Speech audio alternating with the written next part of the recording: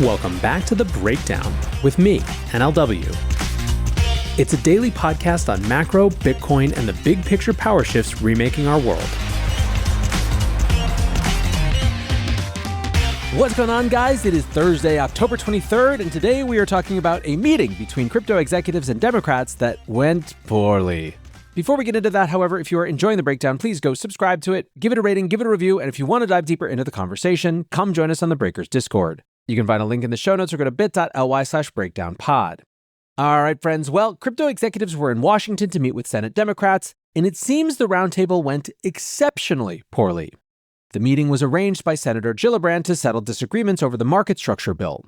Democrats had circulated their own market structure framework to the industry last week, and that framework was leaked to the press and met with widespread industry criticism.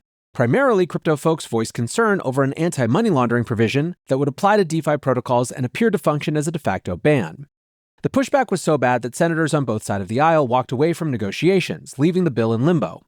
Heading into Wednesday's meeting, there was a sense that executives would be able to explain why the Democrat proposal was a non-starter and suggest a more workable compromise. A source familiar with the meeting said the roundtable began with 30 minutes of introductions from industry figures, who offered nothing more than top-level discussions of what they wanted to see in the bill.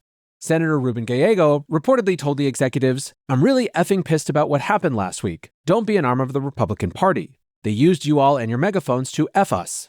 Obviously, that has been censored for polite conversation. Now, a source commented that while trust had been broken, Democrats still want to get a bill done. They presented the view that Democrats aren't interested in slow-walking the process. However, another Democrat senator said during the meeting, if something happens similar to what happened last week, it's going to set us back again. The bill requires around 8 Democrat senators to join with Republicans to pass, so some level of agreement is required. And while the president's crypto businesses are a prominent complaint for Democrats, the compliance issues seem to be the real sticking point. Of note, Senate Minority Leader Chuck Schumer was present at the meeting. Elizabeth Warren, who leads the banking committee that will mark up the bill, was not. Crypto lobbyist Kristen Smith, now president of the Solana Policy Institute, briefed the press following the meeting. She called it a necessary step at this time and reaffirmed the Democrats want to get a bill done. However, she added, "My takeaway was that there's a group of Democratic senators who really do want to get this done, and they've been really held up on maybe process to date. The good news is that there's a lot of interest there in going deeper and working to get this right." The process in question refers to a Democrat demand of participating in initial drafting of the bill rather than only having input via amendments during a markup hearing. Smith continued, "Overall, there was a little bit of frustration from some of the members about the way the process has played out in the past, but I think everyone left with a forward-looking mindset that they want to continue to exchange ideas, exchange information, and get the process of crafting legislation moving again." After reading reports of Senator Gallego's outrage at the leak, former White House crypto advisor Bo Hines tweeted, "So let me get this straight. A Democratic senator is upset the crypto community was able to review the policy proposals he wants to turn into law? How is this not satire?" Finance lawyer Scott Johnson commented, "Gallego sends a letter proposing legislation that is far worse than Gensler ever could have accomplished, attacking an industry that backed him in his Senate run.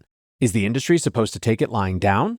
He's making it really difficult for Fairshake and other groups to justify supporting questionable Democrats going forward. Complete flop." Republicans also met with the executives following the heated Democrat roundtable. A spokesperson for Banking Committee Chair Tim Scott said the meeting was productive, commenting, "Banking Committee Democrats must commit to a markup date so the digital asset industry can finally have the regulatory clarity it needs to compete, thrive, and innovate here in America. Not just for the digital asset community, but for the American people who deserve greater access, opportunity, and democratization in our financial system."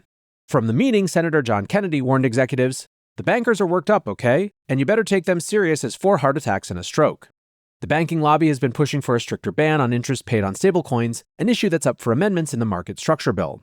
Commenting on the Republican meeting, Smith said, "It was more of a relaxed conversation. Similar to the Democrats, I think the Republicans are really eager to do this."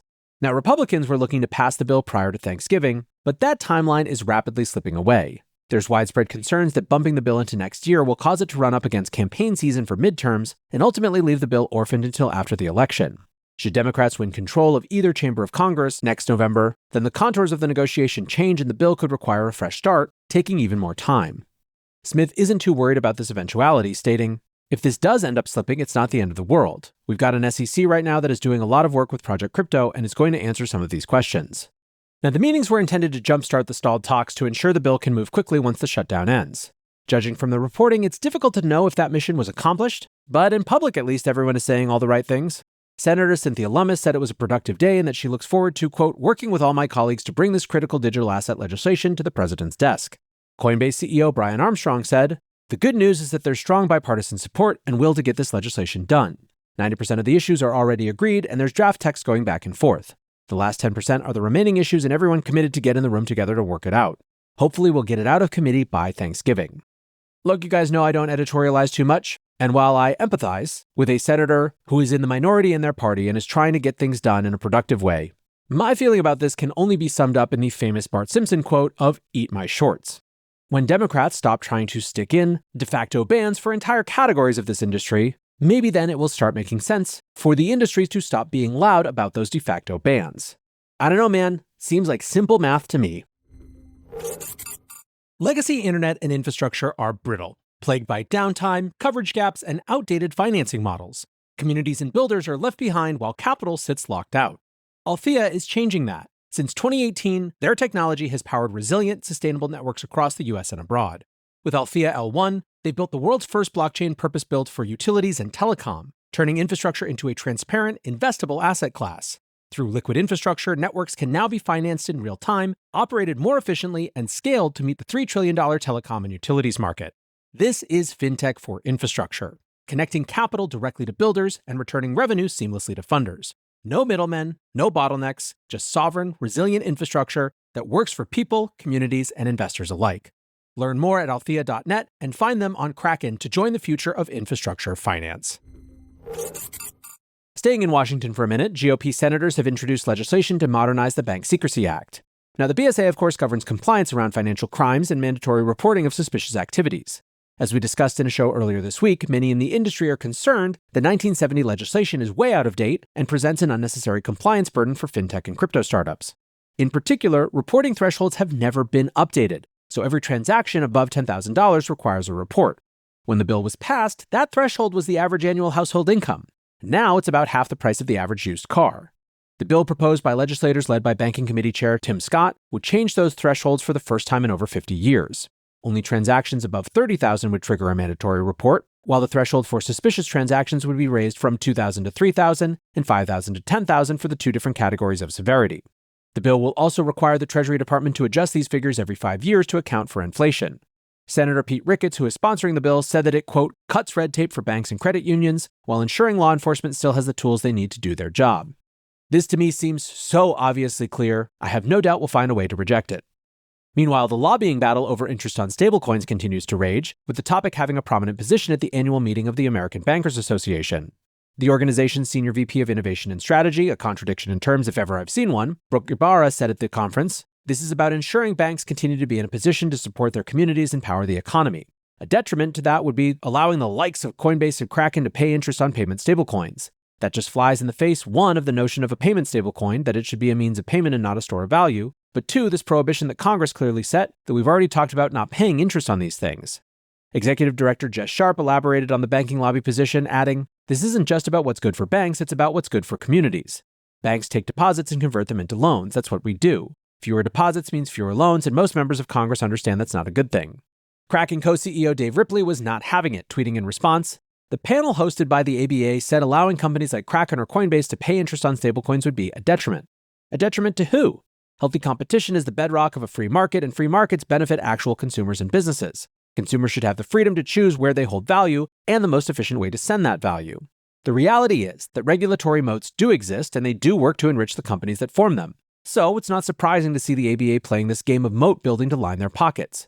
Banks want to preserve their position and keep earning fees on client assets without passing the benefit back to the people who own them. We are building towards something else, a system where services once reserved for the wealthy are accessible to everyone. We will stay pro-competition, pro-consumer, and pro-innovation. A last note today, keeping the pulse on how people are thinking about the cycle, perennial bulls Standard Chartered have flipped bearish on Bitcoin, at least in the short term. In a note published by the bank on Wednesday, analyst Jeffrey Kendrick said that he believes a slide to below 100K seems inevitable by the weekend. He wrote, the question now is how far does Bitcoin need to fall before finding a base? However, he believes the dip will be short-lived and that this may be the last time Bitcoin is ever below 100K. As with most analysts at the moment, Kendrick said he is monitoring gold to Bitcoin flows as a major catalyst. He believes that's what we saw on Tuesday, and if those rotations become more frequent, they would be constructive for a Bitcoin low being formed. Kendrick noted tight liquidity conditions getting tighter, but added, the question for me is when does the Fed see them as tight and react by either acknowledging said measures or stopping QT? The Fed meeting is coming up next Wednesday, and Powell has already signaled he might be ready to end QT, so we might not need to wait very long at all. Kendrick's advice to investors heading into the end of the week: stay nimble and ready to buy the dip below 100K if it comes. So there you have it, guys. For now, that's going to do it for today's breakdown. Appreciate you listening as always, and until next time, be safe and take care of each other. Peace.